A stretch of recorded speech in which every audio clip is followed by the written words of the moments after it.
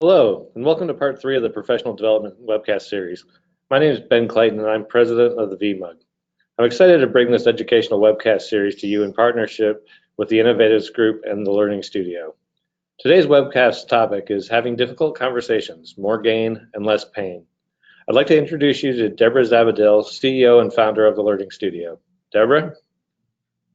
Thank you, Ben. It's great to be with you all today, and so glad that so many of you have made time to be on the call today.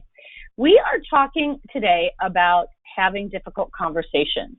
If you happen to be part of the November program, you might recall that we were talking about conflict and how to lead through conflict. This is a very natural outgrowth of that program because once we have identified that we have conflict, the next thing is, what do we do about it? And that typically will start with a conversation. What we talked about, again, last month is that many individuals really shy away from conflict. It's a tough thing to deal with. That's why the course is called More Gain, Less Pain. It's painful. It's painful to have these conversations. If you've ever been on the giving end of the conversation where you've had to initiate a difficult conversation, you probably know that it's about as painful for you to give that conversation and to have that conversation as it is the person on the other side. They may not feel that way, but if you ever are on the other side and someone is trying to have a difficult conversation with you, I would say acknowledge in your own mind that it probably took them a lot to be able to have the courage to do it, and that they probably don't feel very good about it either, that it's not an area of great comfort. But as we talked about with conflict, being able to address conflict, to move through conflict, to be able to lead beyond it, and to have these difficult conversations is a point of professional maturity that many people will need to reach, and all of us should reach, really, to be successful leaders, because the world is full of conflict, as we know. There's no avoiding it. And it also has the ability to not just get us through it and sort of, got through that, but really to improve our relationships overall.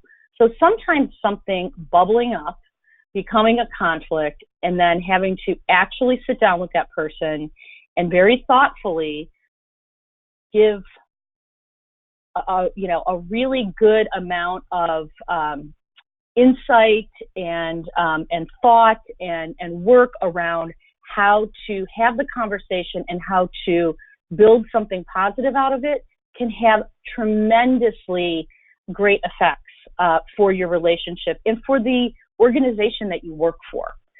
So, again, this is one of those things that I think is fundamental to being a leader, just like, addressing conflict and identifying conflict. But this is really where it becomes more of a skill set and an art form. And it really requires you to harness all of your emotional intelligence and your great listening skills and all of your leadership skills that you may have amassed over the years to really have a very constructive, positive conversation around conflict. And we're going to talk more about how we do that. So all of these are areas that could require a difficult conversation. It could be that you're flat out in the middle of a conflict with the person. And as we talked about, again, in the conflict course, the conflict could be over a host of different things. It could be that you're just too different. It's apples and oranges. You're very different people. You don't see the world the same way. Your values are different. Your work styles are different, etc. It could be that you are either on the receiving end or you are giving a poor performance review. And anyone who has direct reports is often in a situation of giving performance feedback. It shouldn't just happen at the performance review, but sometimes that is the formal place where that feedback seems to happen. And we're going to talk a little bit more about that and just the frequency of that kind of communication. And then, sometimes it's just, someone isn't doing their job, they're not pulling their weight. There are just so many reasons that we might have to have these conversations. And, these are why conflicts arise in organizations. There's a whole host of reasons. Again, going back to that first slide, it can be that we're different people. We have personality differences. We're bad hires. We're poor cultural fits, etc. And then this is why, again, we might have conflict and why we may have to have difficult conversations. We may be reading the tea leaves and seeing that our industry is in a downturn, or we may have had something very significant happen in our industry where almost overnight things have changed. We may have conflicts over projects, resources, deadlines, interpersonal, unrealized goals. This is something that often happens in companies and will mean that someone has to be accountable for it and someone has to speak to it. Public relations issues and personal value issues. Really, really tough conversations. So there are many, many audiences as well for these tough conversations. It may be that you have to address your board of directors at some point, and you have to speak to why your unit or your team or your division has not been able to deliver on your goals. It may be that you are having to talk to other team members. It may be that you're having to talk to peers. You're delivering bad news, or you're talking to them about, a process that's not working, or, two employees that are having trouble working together. It could be committees, task forces, and working groups. If you're, a member of any of those in your professional association, VMUG, or in any other group that could, certainly arise. Vendors, subordinates, or your boss. So again, these are all going to be different audiences, and they're going to take a different type of approach to deliver these messages to these different audiences, which we're going to talk more about. So one of the things to know about when we have these conversations, and it's the same, the same as when we start identifying conflict, is that there are a lot of issues that could come into play. It could be that this person has made just a terrible mistake. We all make mistakes. I had an employee once who copied someone unbeknownst to her on an email that shared some pricing information. It was a very big blunder, and one that was really, really tough for us to deal with.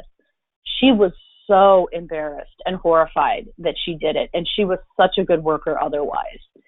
So knowing that, I had to deal with her in a way that was compassionate, because she did it. It was literally human error. Just that's all it was. She wasn't a sloppy worker. She wasn't a lazy worker. She was attentive to details. It was human error. So I wanted to handle it in a way that helped her save face, both within my company and with any of the others outside the company that were involved.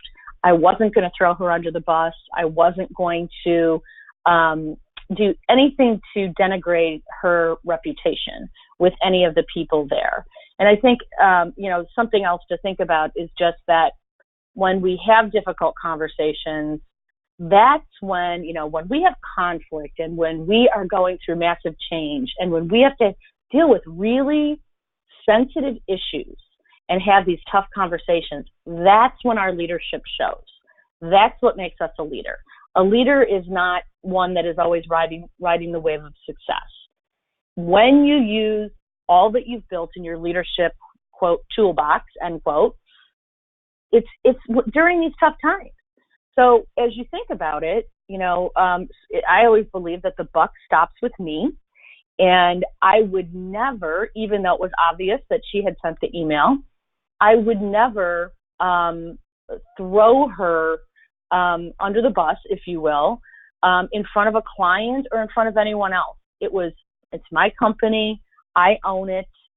I own that mistake. And, we talked about how to, really be careful and make sure that never happened again with everyone, on the team. But again, leadership is not blaming. Leadership is knowing how to handle the issues if it happens to be with your staff, and then how to project that and deal with others that are outside, that inner circle of people that have been involved to really help that person save face. It could be a personal issue for them. I have talked to people that have to have difficult conversations over issues of hygiene, where people are not, they're not bathing and they're not showing proper hygiene in the workplace. Talk about a personal issue. That's a horrific thing to have a conversation about.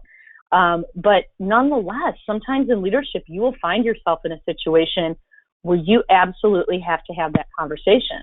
It is much easier to have conversations about, errors, work product, overall work philosophy than it is over values and personal issues and those kinds of things. That's when it gets really difficult. And that's when I think you have to be even more aware of how you're communicating and how you're listening and how you're helping the person through that issue. So again, we have to think about who is that audience member?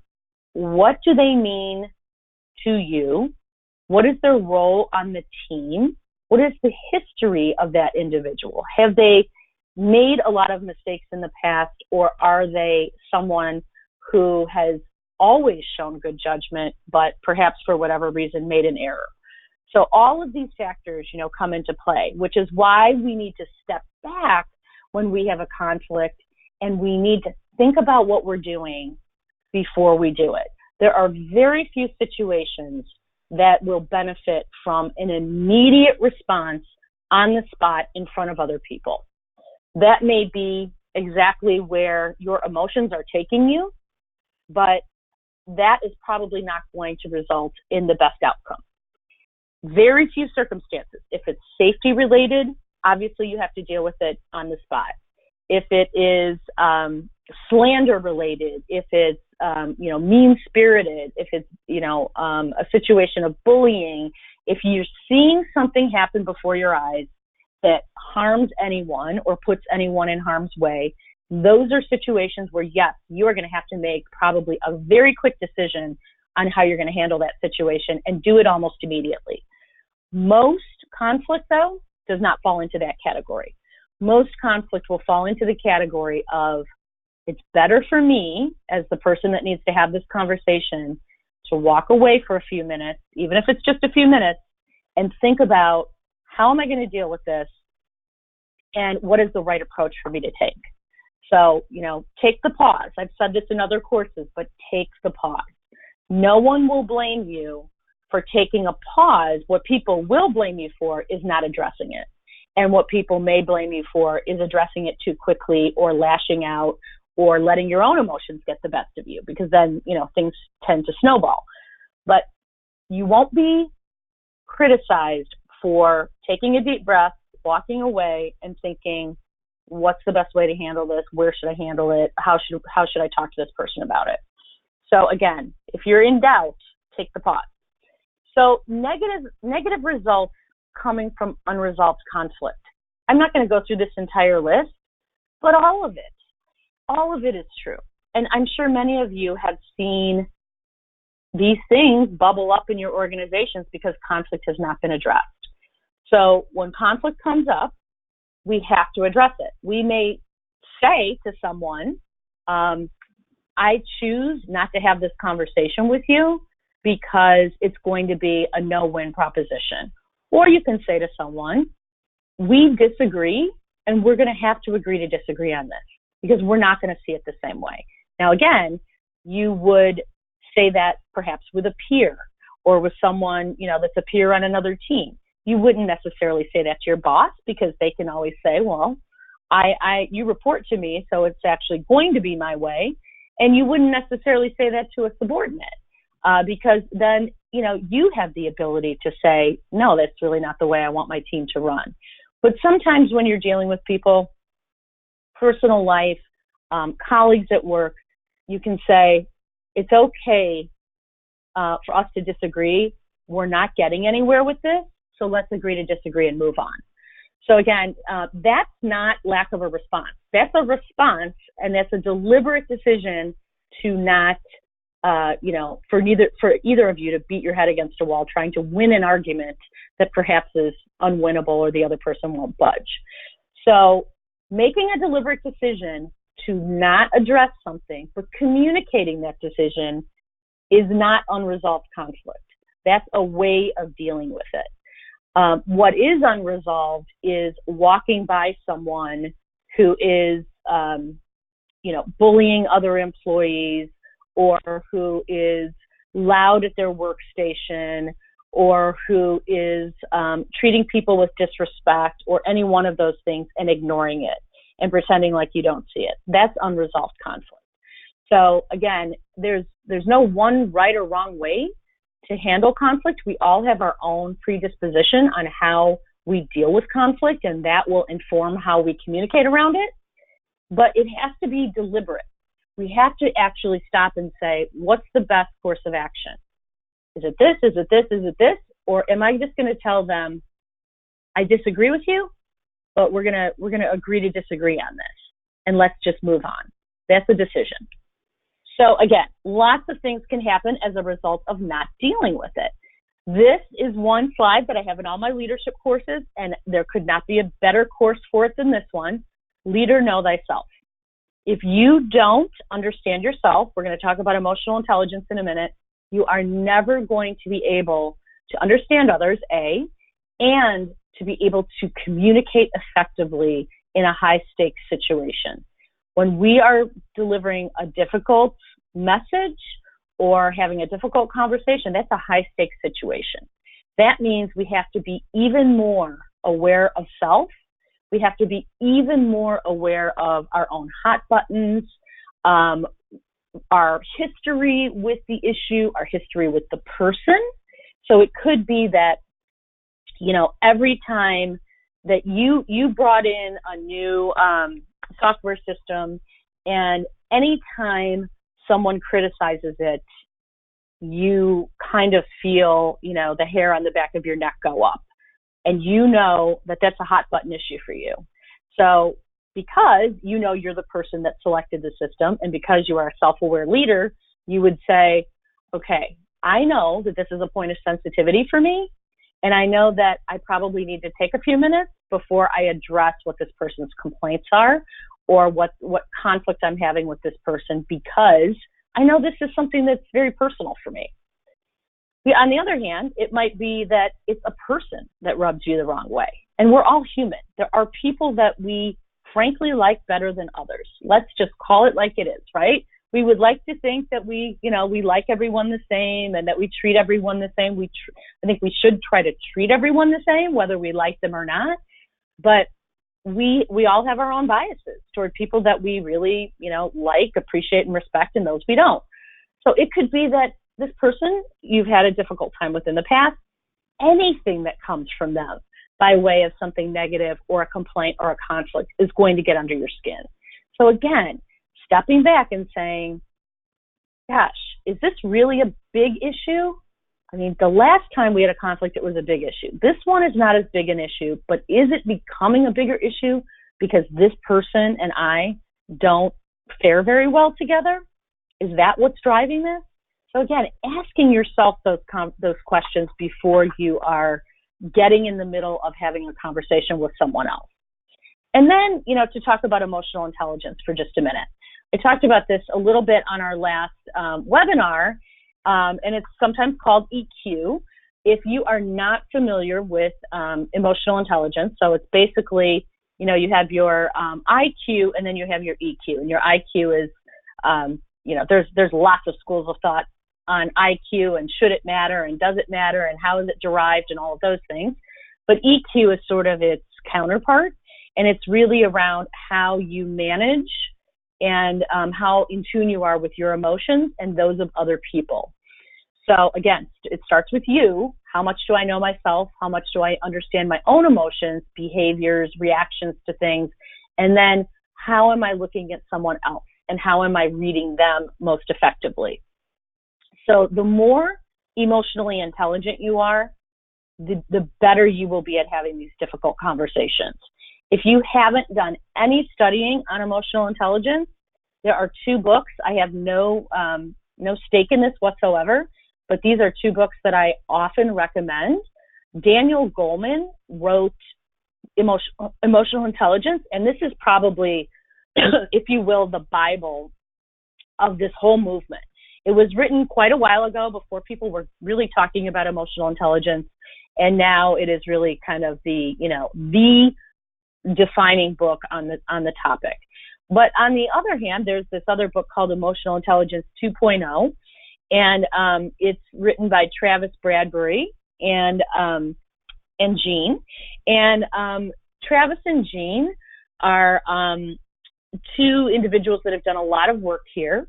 And this is also a really great book that works you through a lot of different exercises. And as you can see, I put it up there because it does have an audio book.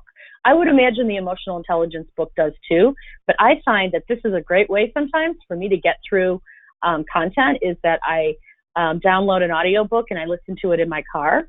And it's certainly something that you can listen to in your car. You may want to, occasionally pull it out and make notes on it. But if you have not studied emotional intelligence, I highly recommend just getting a primer on it and getting a little bit introduced to it, because it has such a profound effect on many aspects of your life, but for sure on your professional life.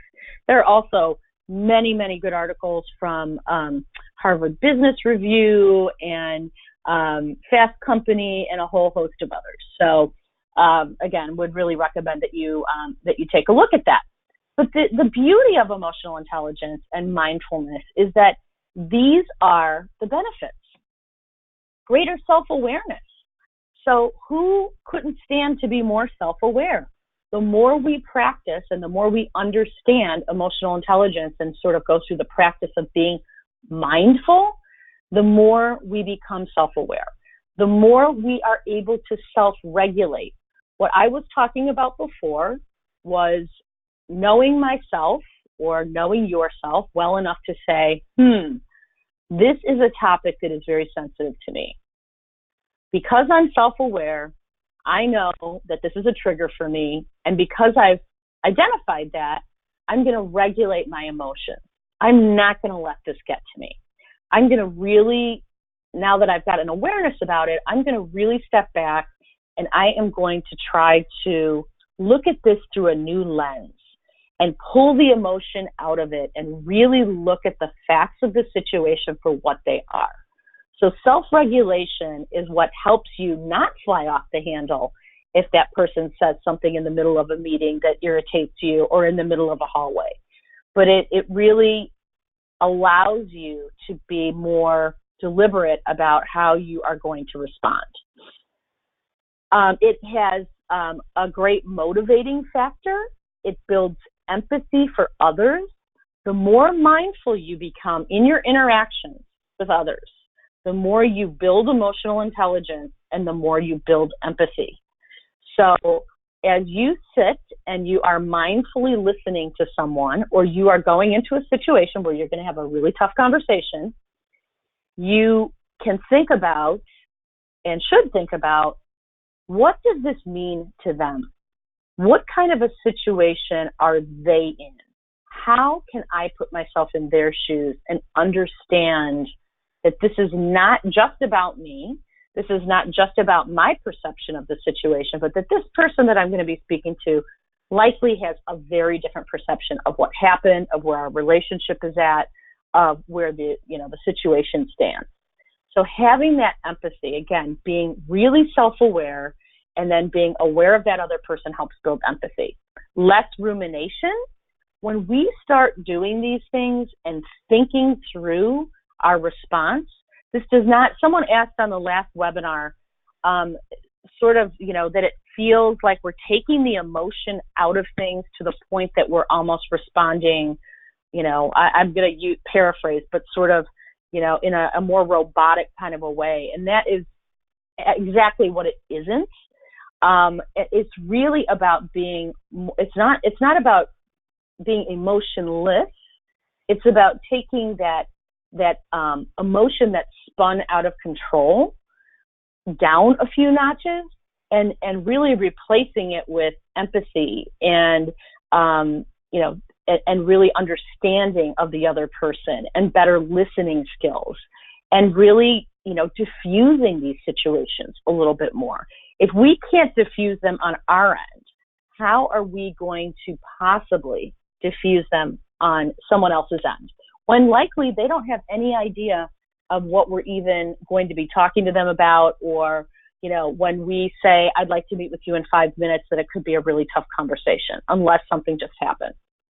So rumination is that issue of looking back on something and having regret.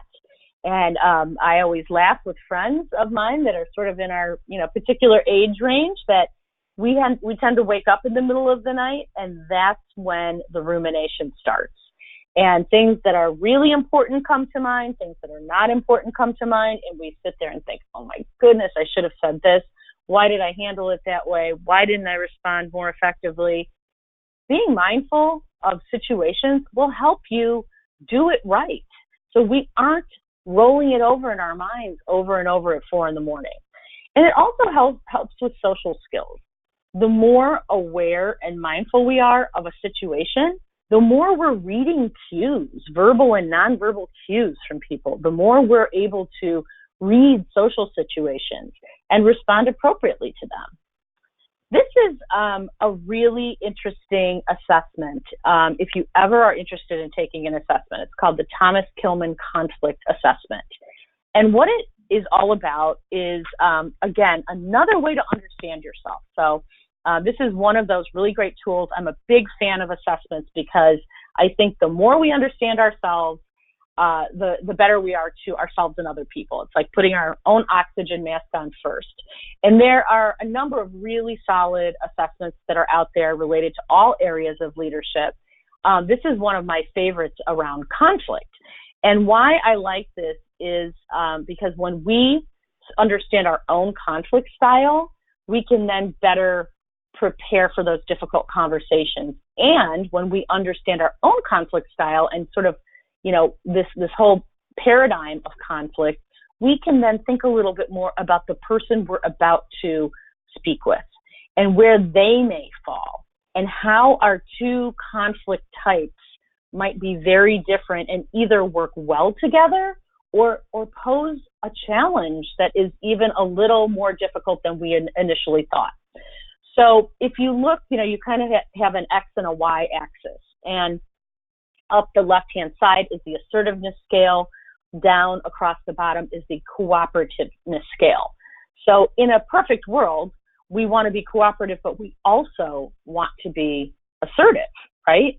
Because if we, as an example, if we are highly cooperative, but we're not asserting for ourselves, we become an accommodator.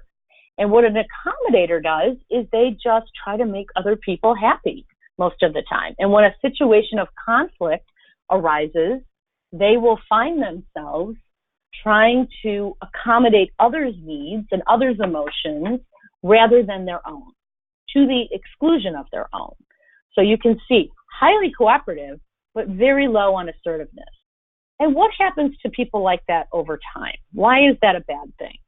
Well, one of the things that can happen is, the volcano will erupt someday. And I don't know if any of you have seen this, but where someone sort of takes a lot on, and they're always trying to make other people happy, and they're always putting their own self-interest behind that of others. And one day they have had enough, and the volcano blows. You cannot always accommodate others and never think about asserting for yourself and be a very happy person in life or in your professional world. So that is probably not a style that's going to work for you long term. Being an avoider, as you can see, it means you're not cooperating and you're not asserting. You are literally sticking your head in the sand and you're doing neither. So you're not cooperating by trying to fix the problem, and you're also not asserting on behalf of yourself or others. Remember, assertiveness might be on behalf of yourself, and it might be on behalf of your team. It might be on behalf of someone who's been wronged. So assertiveness is needed not just for yourself, but to protect others as well. And then we have in the upper left-hand corner, competing, a competitive style. Many of you probably have colleagues that are like this. Some of you might yourself be competitors. But a competing style means you're very assertive. Winning sort of at all cost would be a very, very competitive person. And of course, none of us are 100% all this. It's, shades of gray, right?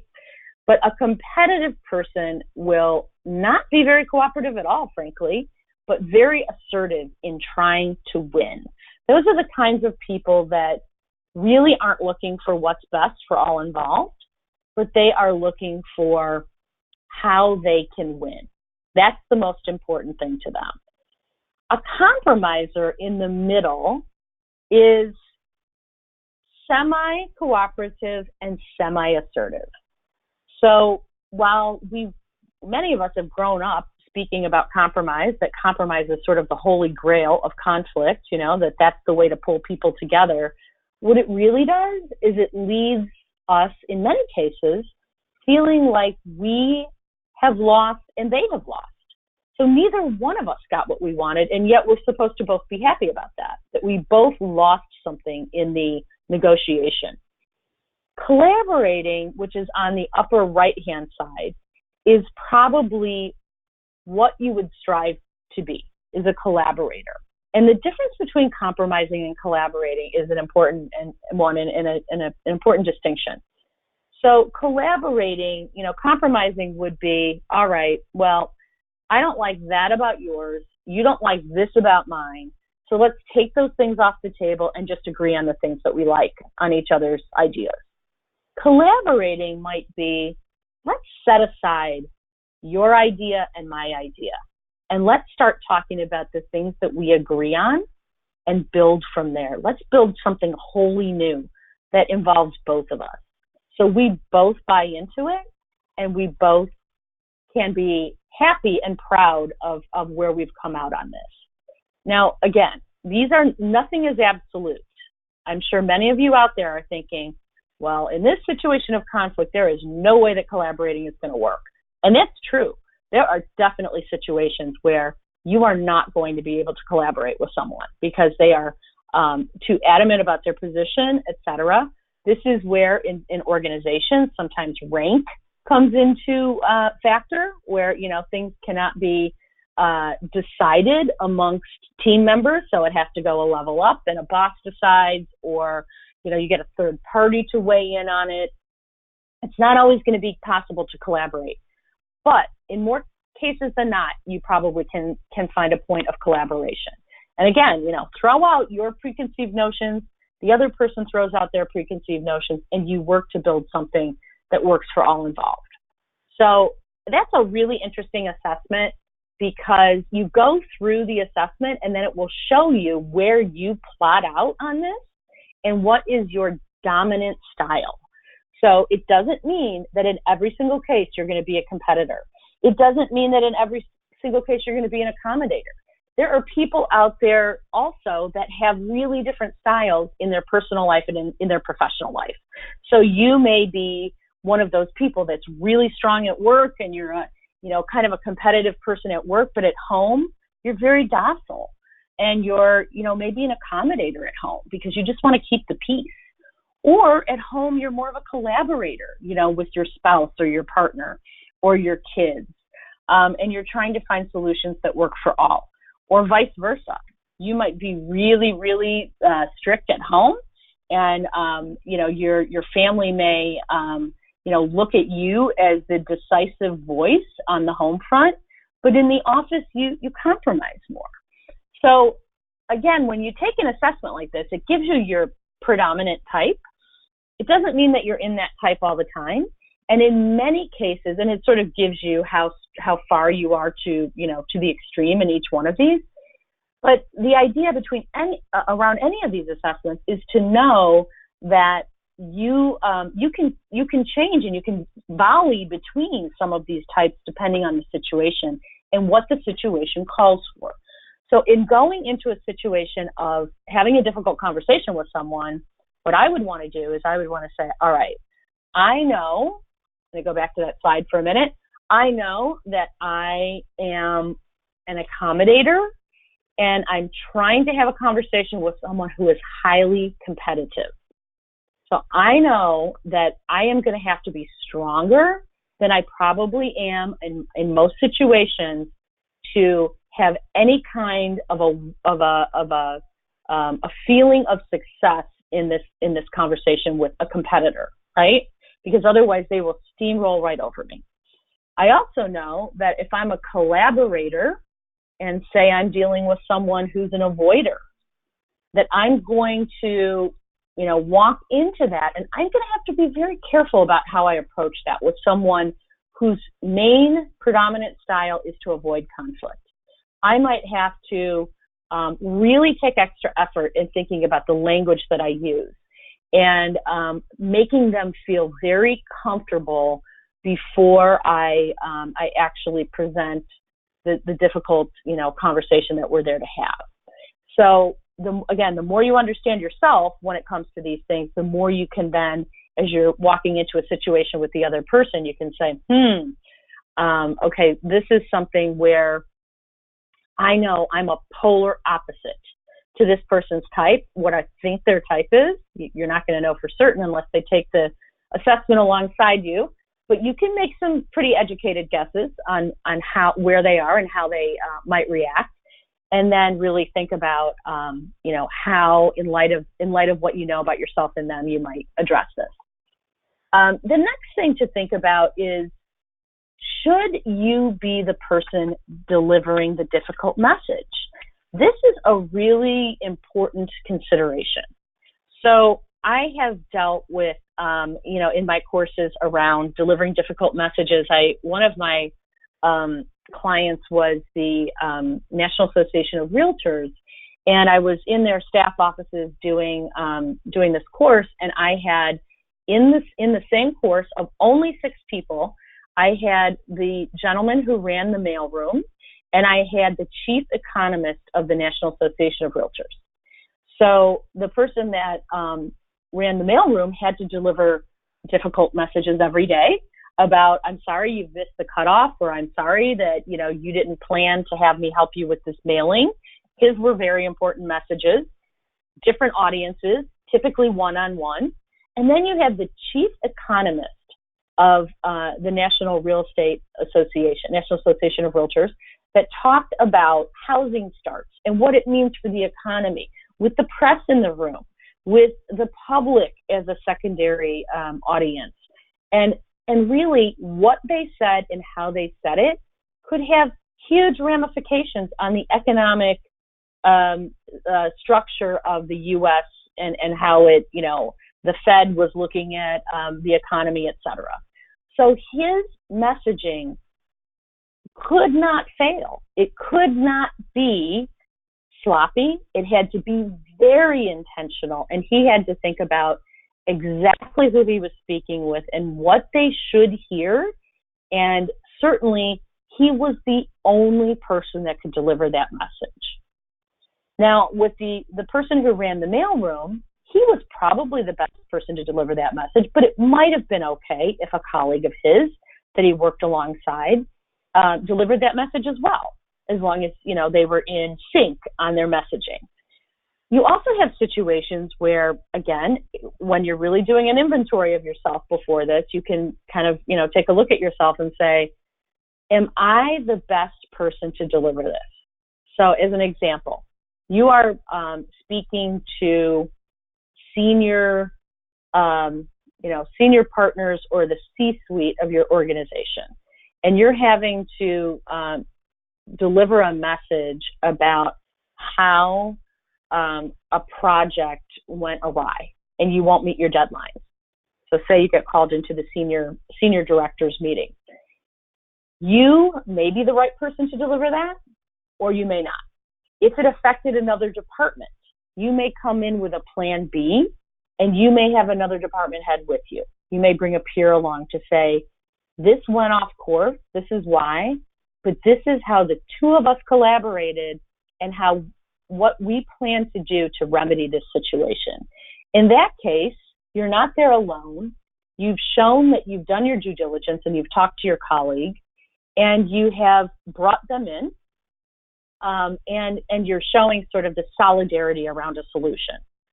It could also be a situation where you are not the right person because you have too much baggage around an issue.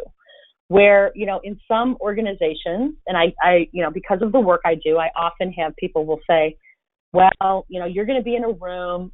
It's often with board members. They'll say, you're going to be talking to a board or you're going to be talking to a committee. And this person's, their cross to bear, or what they hold near and dear to their hearts is this one project, and that's going to come up, or this one issue.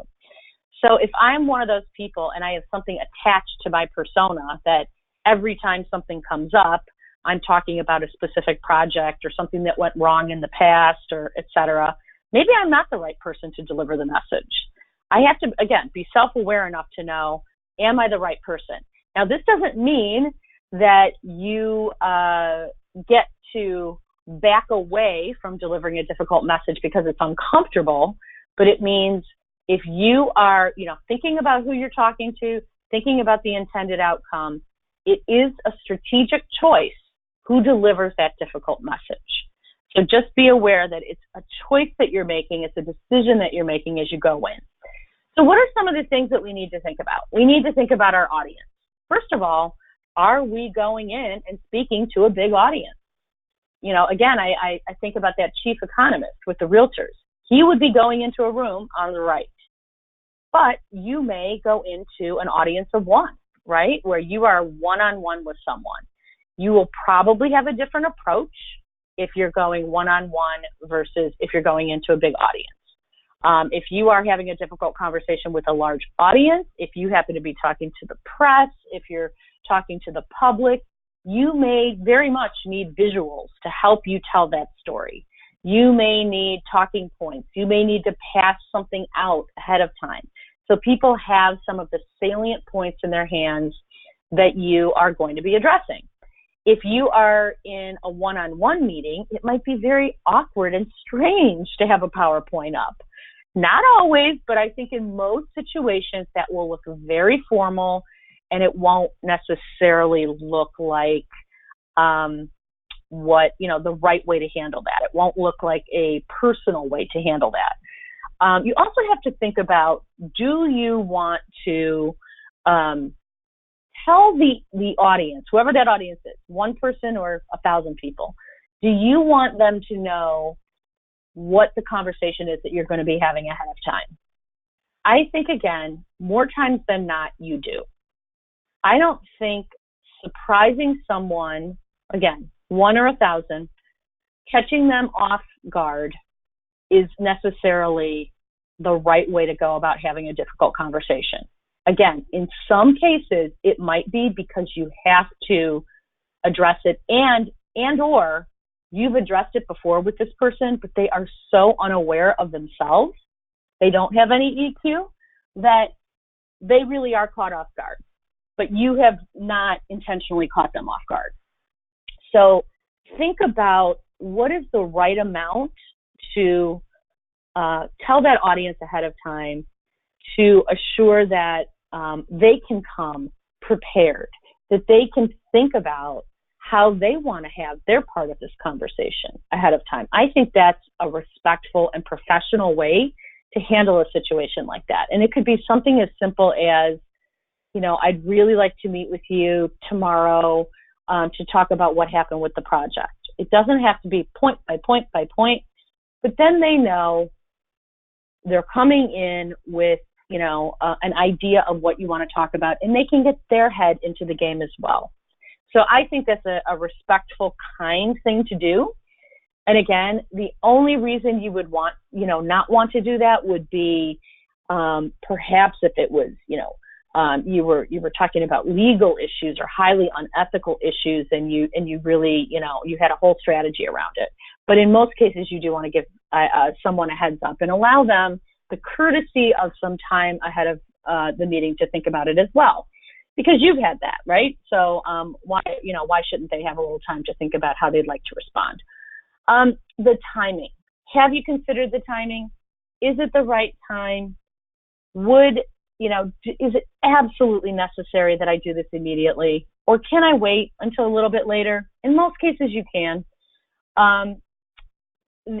Very frequently, especially with social media and with us having, a keyboard at the ready all the time, it's so easy to respond, and it's so easy not to walk away and take a few minutes. So if you are the kind of person that is very attentive to texts and to emails and you like to respond right away, I offer you the thought that in cases of difficult conversations and conflict, allow yourself time. Maybe that's the one time when you aren't really responding as quickly as you might otherwise. And is the timing meaningful or arbitrary? So, sometimes we think the timing matters, but it's a manufactured time frame that we've put on ourselves or onto the situation or in our own heads. So I think that that's one of those things that really needs to be considered is, when is the timing the best? However, don't get too far away from an incident, if it was an incident, that it's not fresh on both your minds. Give yourself time to, cool down, to digest what happened, but don't wait 3 weeks after someone had an outburst in a meeting. Because what you're saying indirectly is it's not that important. I'm going to wait 3 weeks because other things are really more important than your behavior was at that meeting. So again, think about all the nuances of timing. Location. I'm sorry, the Starbucks photo is a little bit grainy, but I wanted to put it on there because I work from home, and there are days where I just feel like I need to get out of my home office. I don't know if any of you are in that situation. So I find myself working at Starbucks occasionally, and I am just blown away at the conversations that happen at a Starbucks within earshot of so many people. So if you can see on that photo, there's a guy that's in a green sweater and a woman, I think, that's in a black sweater. Say that one is the recipient of a difficult conversation and one is giving, the difficult conversation or initiating. Look at how close other people are to them. Just notice how close and how really within earshot they are of these two individuals. Is that ever a good idea? I would really venture to say no, it's not. If you want to sit down and talk about a project and it's a collegial kind of a conversation, but if there's a situation where, say you both do home office and you need to have a difficult conversation with them, there are other places to do this. Most public libraries you can go into and rent a room for a half hour up to a couple of hours at no charge with a library card. Use some other location. Do not have a difficult conversation with someone. Again, remember, we are trying to leave them whole. We're trying to help them save face. And really having those tough conversations in public does not do that. It does not meet that end. And while we may not think it's a big idea, again, if we're not thinking about it from their standpoint, we might just roll right along with it and have it at Starbucks. But I can't tell you how many times I've seen people burst into tears at Starbucks, getting a performance evaluation or getting reprimanded for, a job that was not well done. So the other thought is, you could pull someone into your office. That also can be a good idea because it's private. It depends on the location. It depends on how you're doing it. If you are walking out of a meeting and someone has done something and you say, see me in my office in 5 minutes, everybody's going to know that person is probably getting reprimanded. Now, on the other hand, if you say, to them, do you have time to talk tomorrow? How's 9 o'clock? Sure, come on over to my office. That's much more appropriate. But know that offices hold certain dynamics. You calling someone into your office automatically sort of shifts the power. And so sometimes there's, the school of thought that it's better to be on neutral territory. So thinking about being on neutral territory can sometimes be most effective. So that third photo is showing them two individuals sitting in what I'm calling a conference room. I don't know if it really is, but to me it looks like one. and having a conversation in a conference room. I also think it's interesting because we now have these unique layouts in office spaces where there aren't many offices. There are, open floor plans, or in one of my clients' offices, even when they do have offices, almost every single office has windows almost around the entire office space, maybe one hard wall. So even pulling someone into your office space or pulling someone into a conference room that is all windows and, half the world is walking by is not necessarily a good idea. That can be a really tough situation too, because people can easily read body language, right? So even though they can't hear you, they can see the look on your face, the look on the other person's face. And I think that, that can be a really difficult thing. So think about the location. Here's how we might deliver a difficult message. Begin with a positive piece of news, if it's authentic. So there's this concept called, sort of the sandwich conversation, where you start with something positive, then you get into the meat, quote, if you will, of the issue, and then you end with something positive to let them, leave feeling good. If that feels contrived, if that feels inauthentic, don't do it. Don't do it. Do something that feels authentic to you. If it feels authentic and really they are someone who's done great work, like the person that worked for me that made a mistake, it was very easy for me to start that conversation with, you have done such good work for me, and I know this was a mistake. And then really talk about the ramifications and et cetera, and then end positively. I was able to do that with 100% authenticity because I really believed it. But we're not trying to do an Eddie Haskell where we're trying to butter people up only to, bring the sledgehammer down on them. Sometimes, you will need to provide well-supported reasons and sometimes data. You may need to have facts and figures and actual dates of when other things have happened or when this, offense occurred, if it's something that's performance related, and to really try to think about how do you have a tone that's not defensive and really, approach it with the best of intentions. And then offering a compromise or an alternative can be very effective. It can be, this is what I need to see, or it can be, how do we make this work? And I would almost, substitute that word compromise with, offering a collaborative approach or an alternative.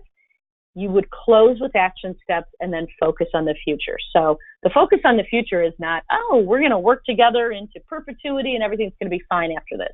It might be, we need to revisit this in 2 weeks' time and see where we're at with it and see if, this has changed, or see, what the path this journey has taken in the past 2 weeks. So thinking about, at what point in the future are we revisiting this? And then I love this list that Forbes put together. This is a fairly recent Forbes article on ways to approach conflict and difficult conversations at work, stepping into their shoes, which is the empathy that we talked about before. The ones I really want to point out is consider how the conversation can create value. So what that means is when I'm walking into the conversation, I'm thinking about, how do I create value for that other person and for the company and maybe myself as a result of this conversation? Maybe I'm creating value because I am helping them understand something about themselves that maybe they've had a blind spot about. Maybe I'm helping create value for the company because I'm helping this person to understand how to better approach colleagues, which will make it a much more harmonious work environment. So how do I create value? That automatically puts you in a mindset of trying to find the good and the possibilities in the situation. Being really clear on your intention and desired outcome.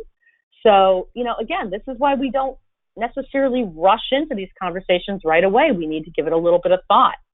Taking responsibility for your part in the situation, most times there's a way to do that. Very few times would we be immune to any responsibility in a situation of conflict that we're involved in. And then confront the behavior, not your assessment of it. And what that means is, instead of saying, you're selfish, or you are only thinking about yourself, or you treat other people poorly, it might be that you say, when you raise your voice in meetings, it makes me think that you are not acting as a team player. So again, reframing how you are doing, laying out those arguments can really make a difference. And then using I statements. I feel bad when you yell at me in the workplace. I feel embarrassed and humiliated when you treat me like that in a meeting. How do we remedy this? And then I do appreciate the fact that they suggest practicing, because practicing is half the battle in feeling comfortable. So here are some ways to begin. I have something I'd like to discuss with you that I think will help us work together more effectively. Doesn't that sound proactive and positive? I'd like to talk to you about X, but first I'd like to get your point of view. That can be a really great way to start the conversation, because we're asking for their point of view first. It's sort of like extending an olive branch. I need your help with what just happened. Do you have a few minutes to talk, rather than see me in my office, or, meet me in my office in 5 minutes. I have something I think we have different perceptions about this project. I'd like to hear your thinking. I'd like to talk about X. I think we have different ideas on how to approach it. I'd like to see if we can better reach a better understanding about X. I really want to hear your feelings about this and share my perspective as well. So those are all ways that we can more effectively handle these situations. And I would just like to, open this up to questions, because I would imagine there are some. This tends to be an area that we have more discussion about than most when we teach these courses, because it is an area that is difficult for a lot of folks. So Ben, I'm just going to pass it over to you and see if we have any questions before we close out the webinar. Thanks, Deborah. It looks like we have a handful of questions.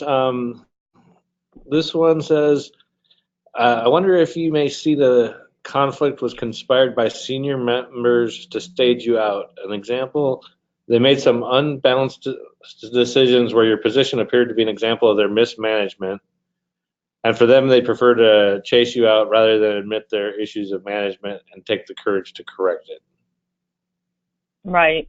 I worked in an organization once where I thought I could deal with the conflict that was going on in the conversation until I sat in a senior management meeting, and I saw how they operated with each other and how they had fiefdoms and how they worked against each other. And I knew at that moment my tenure would not be long. And I hate to say that, to anyone, but I think what you have to think about, first of all, you have to think about, is it your perception of the situation, or do you know it to be fact? So, you may want to go, I don't know if you've gone to HR, I don't know if you've gone to your, supervisor, et cetera, but you may want to get some other opinions on it, and really take a deep breath and really take a look at the situation and make sure that what you perceive to be happening is happening. If it is, and if the senior management team is conspiring, in some way, I think that's a sign of a pretty unhealthy culture. And in that case, you are going to have to make the decision on whether or not you think you can change that culture. Do you think that you are able to bring it to their attention in a positive, productive way that might change their behavior? Or is it too deeply embedded in how this organization operates that you're never going to win? So I'm a firm believer in do what you can to make a situation work. But when the handwriting is on the wall, or there are semi-unethical things going on, to start thinking about an exit plan for yourself, because you're going to be brought down with that to some extent if you can't find your way to work around it within the company. All right, great. Next question. What's the quickest way to find out if a person just wants to vent or really doesn't want to hear the solution? Oh, well, sometimes I will just ask people, do you want I often will say to people when they're, sort of venting on something, I'll say, do you want my opinion? I'm happy to provide it to you, but I don't want to assume that you want it. And then they'll say, no, I want your opinion. Or they'll say, no, I'm just venting. I think being very honest about it and saying, I'm here for you as a sounding board. I don't know if you want me to react with, my perception of it and a solution, or if you really just want to blow off some steam. So I think asking the person and then being honest with your response on how you see the situation yourself if they're looking for a response from you. All right. Looks like the next one isn't really a question, but a statement. Good one on the Starbucks performance review. Been there. Thank you. So. Yeah. Let's see. I'm sorry that you've been there. I feel I need to have these conversations with my boss. How do I step into that the correct way? Yeah, that's obviously a little bit different than with a peer or with a subordinate. So I think that, giving them a little bit of a heads up, scheduling time, not dropping in on them, but scheduling time and saying, I'd like to, spend a few minutes talking about this policy or, how we might work more effectively together, or this project and how we can come to agreement. And then going in and, again, really thinking about what that person is thinking, what their perceptions are of you, of the situation, how your relationship has been historically. If it's been good, I think you can start off with saying, you and I have always had a productive and positive working relationship, but I feel like we're not in sync on this project, and I want to make sure we get back on track. So just being authentic and professional and real about, your intent. And again, taking the emotion out of it, giving them a heads up on what you want to talk about. I really think if you're working for someone that has even moderately good leadership and management skills, they will appreciate that kind of a conversation, and it will probably improve your relationship. All right. If we have a trouble employee and I have a conversation with him or her, what do I tell the other members who want a resolution? I've mentioned in the past that I'm working with the individual in question, but the other party wants answers. What is the right thing to respond to that person? So it sounds like they've got someone who's not quite pulling their weight on their team. Right. Absolutely. I think in situations like that, you need to assure the person that that it's being handled.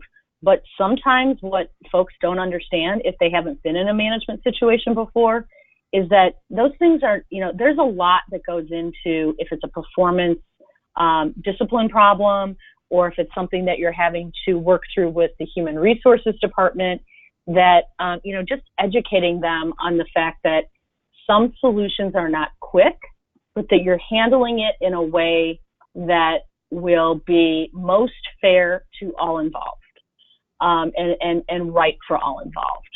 And they may not understand it. They may be frustrated by, the pace in which it's happening. But again, I think once you get into situations like that and you've had a difficult, employee or performer, you start to understand you can't just make arbitrary decisions, and there are channels and processes that need to be worked through. So I think as much as you can, assure that person, and if you had to get HR involved in that conversation, if they felt that it was really hindering their work or their ability to, make progress, that's a different story than, this person's annoying me and I want it to be resolved, versus a situation where, this person is speaking to me in a disrespectful manner, or, not doing any of the work, or sleeping on the job, or whatever the case may be. All right, great. Last one. How do you handle a situation where you feel an employee is working very hard, but they've gotten away with not doing much from previous management. So they're working hard, but they're not very effective. Is that what we're saying here? Yeah, or it they're sounds not like working very hard. or it looks like they got some bad habits from previous management that they're trying to. They are hard workers. So I'm a fan of having conversations up front. So when and it may be too late for that. So then I think what you need to do. Let me back up and say, when you take over a department, when you are hired and you have new direct reports, I think one of the most important things, and this is the proactive approach, is to sit down and say, this is what is important in terms of how we will work together and what's important to me as a supervisor, and laying those things out so that they understand it's a new day. They understand that you have different expectations than the person that came before. Now, if you haven't done that, then I think there's no time like the present, to really sort of say, or maybe it's even because the year's ending and you're really you're starting a new year, and you can have this conversation with everyone individually. You're closing out the year and just to sort of say, this is what I expect in the coming year. This is how I expect, your work product, what I expect it to look like, and the, the capacity that you have to produce work. I think saying those things as frequently as possible in a constructive manner helps to frame new expectations for the employee. And again, I think because we're at the end of the year, it's a great opportunity to have these kinds of conversations and just to sort of say, I want to have a conversation with everyone, depending on how many people report to you, as we close out the year, to talk about performance and expectations for 2019.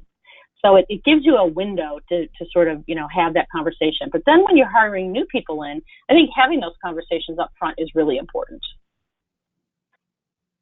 All right, great. I think that does it for the questions. Do you have any final thoughts?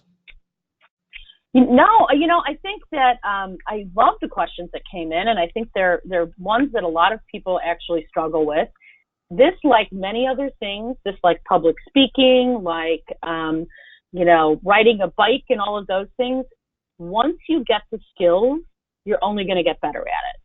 So once you start using some of these techniques and you start forcing yourself into situations where maybe you would have neglected to have the conversation previously, but you're not going to this time, will put you in a position of feeling more and more comfortable as you work through your career on having these conversations, and they won't be such a big deal the next time you have them. So start small, practice with people, practice on things that are not high stakes, and then when those high stakes situations come up, you're going to have a much easier time dealing with them. All right, well, great. I just want to say thanks, Deborah. All your knowledge and insights on these topics have made this a really great series. If you missed one of the presentations and you want to catch up, we've got recordings of all of them on vmug.com. And this is going to conclude the 2018 series, but be on the lookout for a new round of webinars 2019. And with that, I just wanted to thank everybody that's joined us, and have a great day. Thanks, everyone.